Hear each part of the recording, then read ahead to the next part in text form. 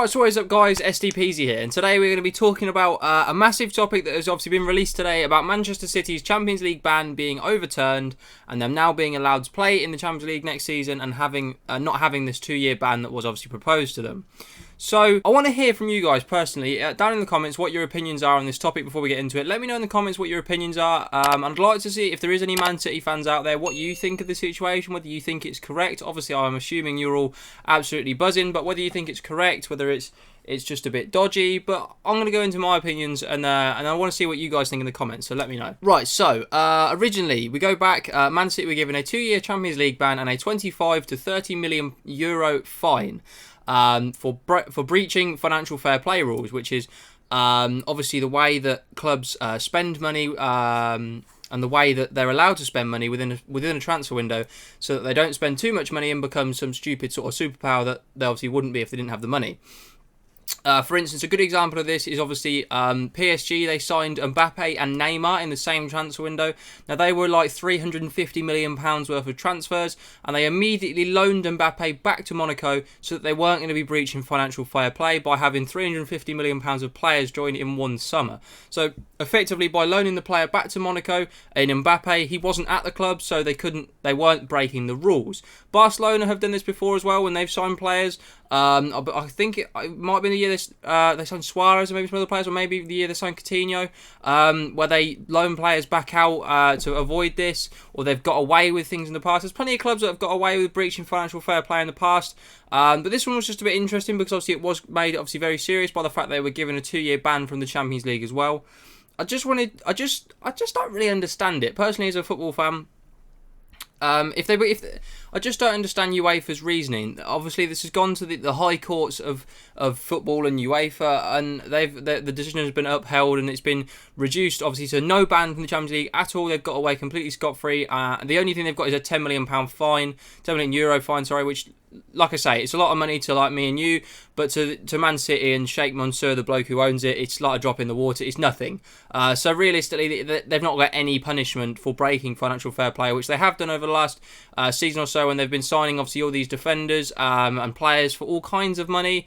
There is quite clear proof that they have breached financial fair play rules. But they seem to have just been let off and nothing's really happened. So personally, I don't really understand it. I mean, I'm not trying to say I think it should be overturned or anything. I know a lot of people will think, oh, he's a Chelsea fan, he just wants to get Champions League. It's not that. Obviously, Champions League would be nice, and I think we still will easily finish in the top 4 this season with Leicester starting to bottle it. But obviously, that 5th place would have guaranteed you Champions League as well, with City now.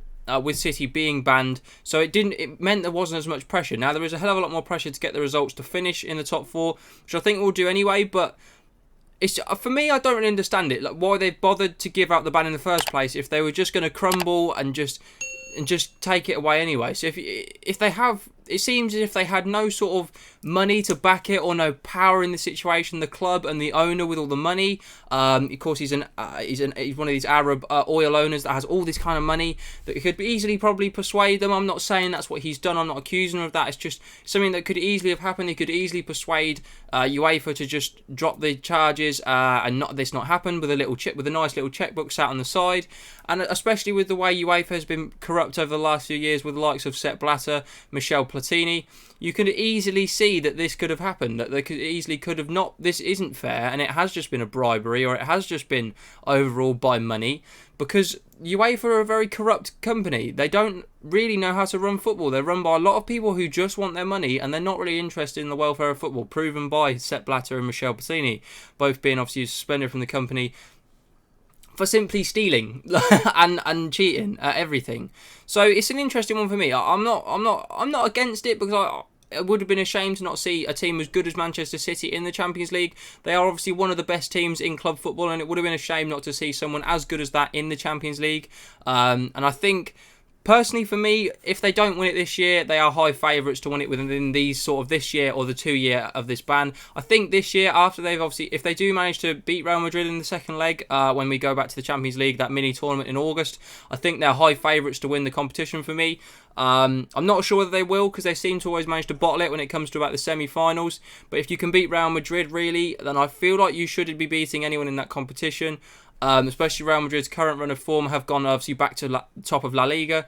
So for me, they're probably favourites now, and sadly, it seems as if it's just because of money that this has been sort of bypassed. And I know a lot of rival fans are going to be very angry, and I know a lot of Man City fans are going to be lapping this up and thinking that me making this video is me being angry or jealous, and it's just not. I just want to give my opinion because I don't really understand why they was ever given a ban if they were just going to crumble and give it away anyway.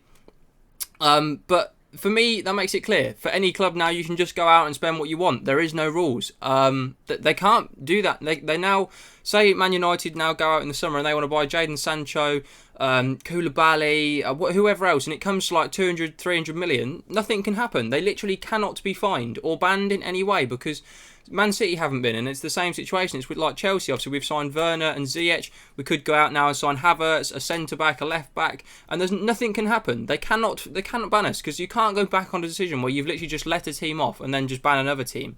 So financial fair play is completely out the window now, and it just doesn't really exist.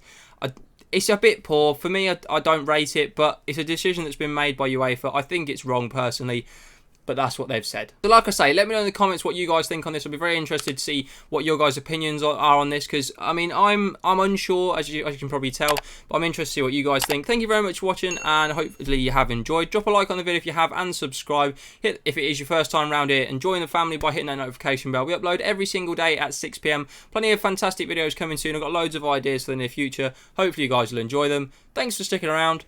I wanna take it all in, I'm falling. The cityscape by night, wanna catch in my photos. Where you go, every corner twice as bright. They'll be my treasures forever when I can't hold